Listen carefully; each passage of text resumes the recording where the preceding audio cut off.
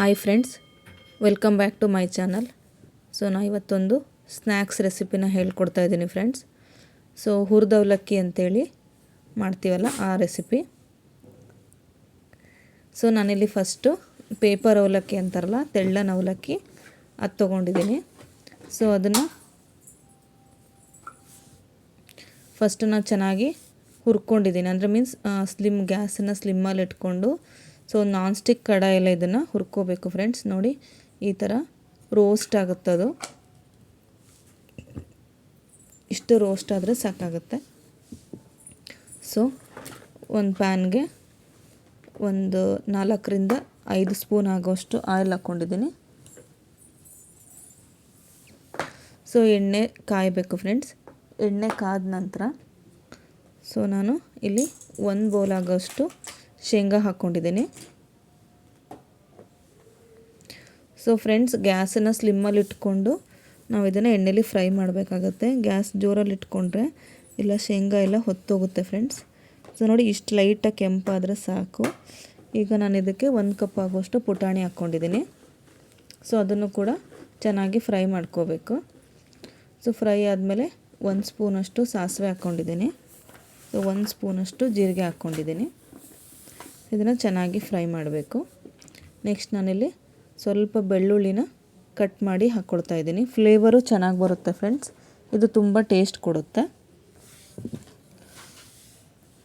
So ಇಲ್ಲಿ ಕರಿಬೇವಿನ ಸೊಪ್ಪು ಹಾಕ್ತಾಯಿದ್ದೀನಿ ಸ್ವಲ್ಪ. ಇದನ್ನು ಚೆನ್ನಾಗಿ ಹುರ್ಕೋಬೇಕು ಫ್ರೆಂಡ್ಸ್. ಸೊ 1 ತಿಂಗಳಿಟ್ರೂ ಇದು ಏನೂ ಆಗೋಲ್ಲ ಫ್ರೆಂಡ್ಸ್, ಚೆನ್ನಾಗಿರುತ್ತೆ. ಈವ್ನಿಂಗ್ಸ್ ಟೀ ಟೈಮಲ್ಲಿ ತಿನ್ನೋಕ್ಕೆ ತುಂಬ ಚೆನ್ನಾಗಿರುತ್ತೆ. ಸೊ ಇದಕ್ಕೆ ನಾನು 1 ಸ್ಪೂನಷ್ಟು ಖಾರದ ಪುಡಿ ಹಾಕ್ತಾಯಿದ್ದೀನಿ. ನೋಡಿ ಫ್ರೆಂಡ್ಸ್, ಒಂದು 1/2 ಟೀ ಸ್ಪೂನಷ್ಟು ಅರಿಶಿನ ಪುಡಿ ಹಾಕ್ತಾಯಿದ್ದೀನಿ.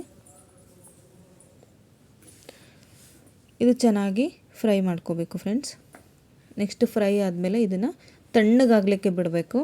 ಒಂದು 10 ನಿಮಿಷದಲ್ಲೇ ತಣ್ಣಗಾಗುತ್ತೆ. ನೋಡಿ ಫ್ರೆಂಡ್ಸ್, ಎಷ್ಟು ಚೆನ್ನಾಗಿ ಒಗ್ಗರಣೆ ಎಲ್ಲ ಅದಕ್ಕೆಲ್ಲ ಹತ್ಕೊಂಡಿದೆ ಅಂಥೇಳಿ.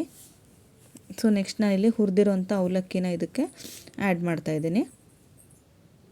ಸೊ ಬಿಸಿ ಬಿಸಿ ಒಗ್ಗರಣೆಗೆ ಹಾಕಿಬಿಟ್ರೆ ಹುರಿದಿರೋ ಅವಲಕ್ಕಿ ಎಲ್ಲ ಮೆತ್ತಗಾಗಿ ಹೋಗ್ಬಿಡುತ್ತೆ. ಸೊ ಅದಕ್ಕೇ ಒಗ್ಗರಣೆ ತಣ್ಣಗಾದ್ಮೇಲೆ ಅವಲಕ್ಕಿ ಹಾಕಿ ಚೆನ್ನಾಗಿ ಕಲಿಸ್ಕೋಬೇಕು ಫ್ರೆಂಡ್ಸ್. ನೋಡಿ ಎಷ್ಟು ಚೆನ್ನಾಗಿ ಎಲ್ಲ ಕಡೆನೂ ಮಿಕ್ಸ್ ಮಾಡ್ಕೊಳ್ಬೇಕು. ನೋಡಿ ಈ ಥರ ಆಗುತ್ತೆ ಎಲ್ಲ ಕಡೆ ಮಿಕ್ಸ್ ಆದಮೇಲೆ. ಸೊ ಲಾಸ್ಟಲ್ಲಿ ನಾನು ಉಪ್ಪನ್ನ ಆ್ಯಡ್ ಮಾಡ್ತಾಯಿದ್ದೀನಿ ಫ್ರೆಂಡ್ಸ್. ಇದು ಮೇನ್ ಪ್ರೋಸೆಸ್ಸು. ಬಿಕಾಸ್ ಎಣ್ಣೆನಲ್ಲೇ ಉಪ್ಪು ಹಾಕಿಬಿಟ್ರೆ ಎಲ್ಲ ಗಟ್ಟಿ ಗಟ್ಟಿ ಆಗೋಗ್ಬಿಡುತ್ತೆ ಬಿಸಿ ಎಣ್ಣೆಲಿ ಉಪ್ಪು ಹಾಕಿದ್ರೆ.